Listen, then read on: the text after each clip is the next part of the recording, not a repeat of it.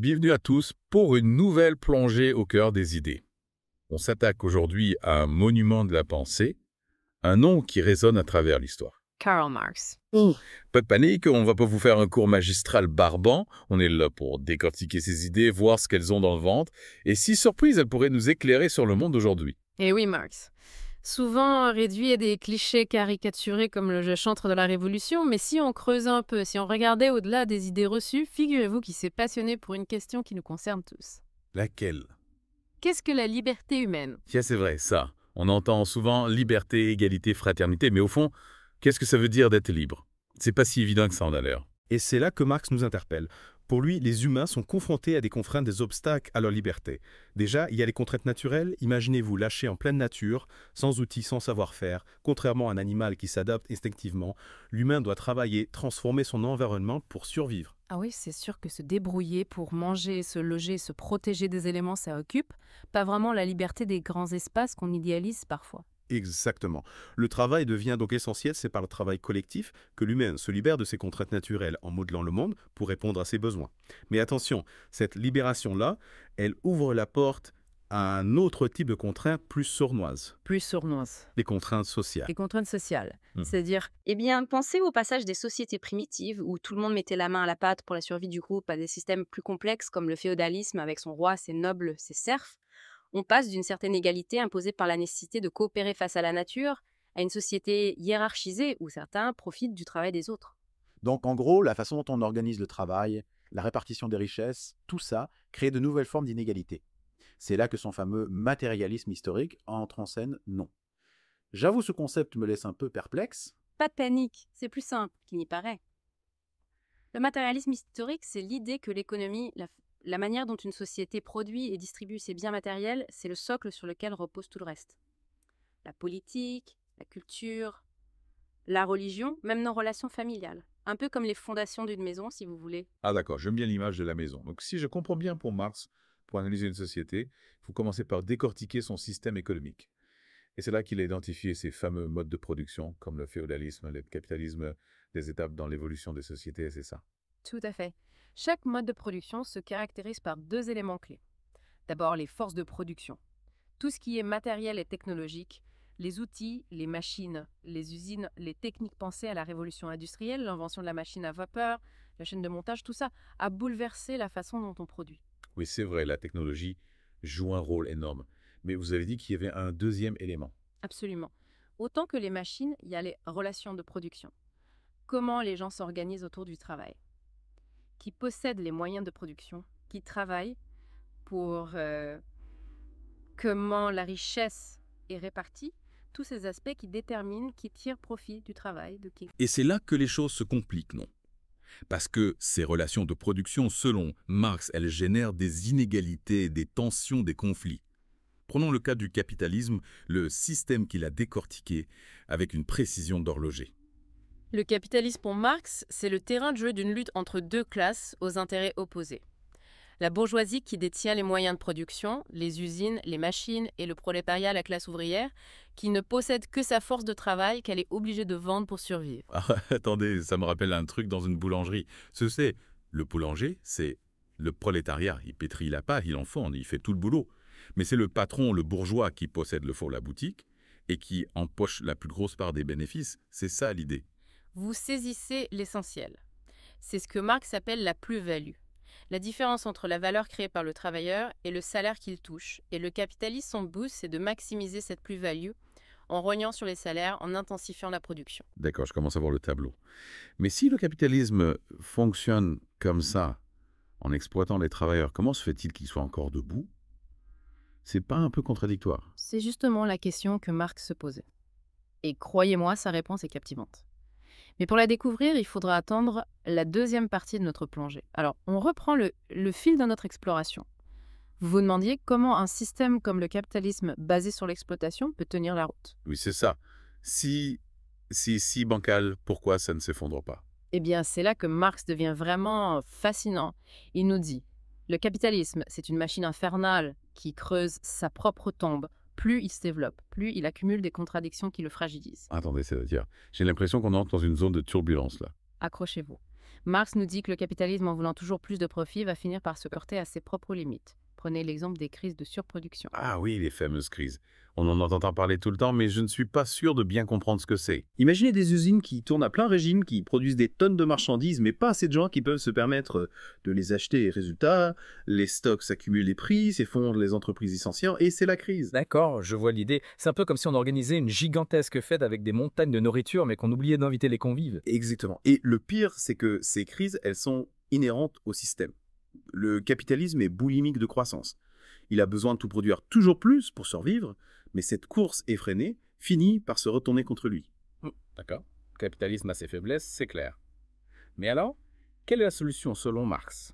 Il voyait dans la lutte des classes le moteur du changement historique. Pour lui, l'histoire, c'est une succession de combats entre des groupes sociaux aux intérêts opposés. Les maîtres et les esclaves dans l'Antiquité, les seigneurs et les serfs au Moyen Âge, et aujourd'hui, la bourgeoisie et le prolétariat. Et cette lutte des classes, elle mènerait où? Pour Marx, la tension entre la bourgeoisie et le prolétariat, de plus en plus exacerbée par les crises du capitalisme, finirait par aboutir à une révolution. Ah oui, on y vient la révolution. C'est un peu radical comme solution. Non, on casse tout et on recommence. Pas si vite. Pour Marx, la révolution, ce n'est pas juste un soulèvement violent, c'est un processus historique, une transformation profonde de la société. Il pensait que le prolétariat, en prenant conscience de son exploitation, s'organiserait pour renverser l'ordre établi et créer un nouveau système. Allez, commis. Le communisme, un monde sans classe sociale, sans exploitation. Franchement, ça a l'air un peu utopique. Non, et c'est vrai que l'idée d'une société parfaitement égalitaire peut paraître difficile à concevoir, mais pour Marx, le communisme n'est pas un modèle figé, c'est une direction à suivre, un horizon vers lequel tendre. Mais concrètement, comment on y arrive? Marx avait-il un plan précis? Il ne s'est pas vraiment attardé sur les détails pratiques. Il a analysé les rouages du capitalisme, pointé du doigt ses faiblesses et identifié le potentiel révolutionnaire du prolétariat. Mais il a laissé à ses successeurs le soin d'imaginer les contours précis de cette société communiste. D'accord, donc plus une vision qu'un mode d'emploi. Mais il y a un truc qui me chiffonne, si la révolution est aussi inévitable que Marx le pensait, pourquoi n'a-t-elle pas encore eu lieu dans les pays capitalistes développés? Excellente question. Il y a plusieurs éléments de réponse. Déjà, Marx n'avait peut-être pas anticipé la capacité du capitalisme à s'adapter, à se réformer, penser à la mise en place de l'État-providence des syndicats, des lois sociales. Tout ça a permis d'améliorer les conditions de vie des travailleurs, d'atténuer les tensions. Oui, c'est vrai. On est plus à l'époque des usines du XXe siècle où les ouvriers trimaient 12 heures par jour dans des conditions épouvantables. Exactement. Le capitalisme a su intégrer certaines revendications ouvrières, se rendre plus acceptables en quelque sorte.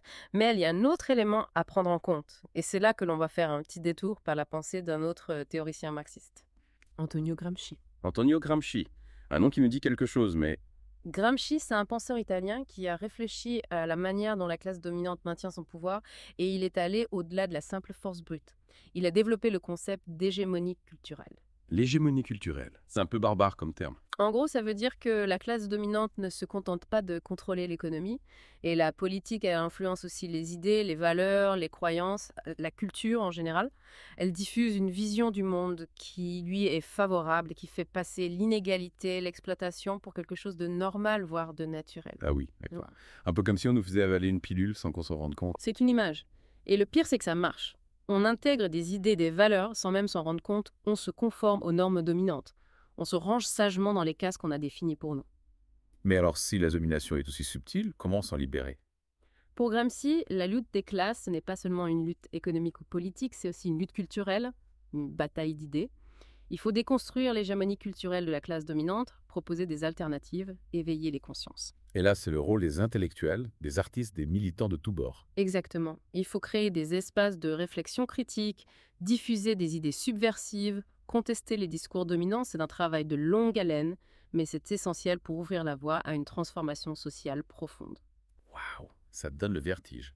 On voit comment les idées de Marx, complétées par celles de Gramsci, nous permettent de comprendre les rapports de domination, les mécanismes subtils du pouvoir qui sont toujours à l'œuvre dans nos sociétés contemporaines. Absolument. Le marxisme, ce n'est pas juste un corpus théorique poussiéreux, c'est un outil d'analyse puissant qui nous aide à décrypter les inégalités, les injustices, les crises de notre monde. Et c'est un outil qui nous invite à agir, à nous engager pour un monde plus juste, plus égalitaire. Mais avant de nous lancer dans la construction de ce monde meilleur, je crois qu'on a bien mérité une petite pause. On se retrouve dans un instant pour la troisième et dernière partie de notre deep dive où on explorera l'héritage de Marx et son impact sur la sociologie et les sciences sociales en général. De retour pour la dernière étape de notre voyage au cœur de la pensée de Marx, on a disséqué le capitalisme, exploré la lutte des classes, flirté avec la révolution. Mais quelles traces a-t-il laissées? Comment ces idées ont-elles influencé notre façon de comprendre le monde social? Oui, c'est vrai quel est son héritage. On parle souvent de lui comme d'un penseur révolutionnaire, mais son impact va bien au-delà de la sphère politique, non? Absolument. L'influence de Marx est colossale. Il a bouleversé la sociologie en lui offrant un cadre d'analyse critique du capitalisme et des inégalités et des concepts comme la lutte des classes. L'exploitation, l'aliénation sont devenus des outils incontournables pour comprendre les dynamiques sociales. En fait, il a carrément donné naissance à tout un courant à penser la sociologie critique qui remet en question l'ordre établi, qui dénonce les rapports de domination, pas mal pour quelqu'un qui n'était qu'un philosophe et un économiste. Exactement. Son influence est partout. Prenez l'école de Francfort, par exemple. Ces penseurs ont analysé la culture de masse, les médias, comme des instruments de reproduction de l'idéologie dominante. Ils ont montré comment le système capitaliste utilise la culture pour nous endormir, nous faire accepter l'ordre des choses.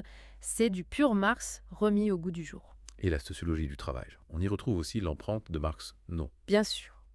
Les conditions de travail, les relations entre patronat et syndicats, les conflits sociaux, tout ça est analysé à travers le prisme de l'exploitation, un concept central chez Marx. Et même le féminisme s'est emparé de ces idées. Les féministes marxistes ont établi un lien direct entre capitalisme et oppression des femmes. Elles ont montré comment le travail domestique, non rémunéré, souvent invisible, contribue à la reproduction de la force de travail et au profit du capitalisme. Tout à fait. C'est fascinant de voir comment la pensée de Marx irrigue autant de domaines et son influence ne se limite pas au monde académique.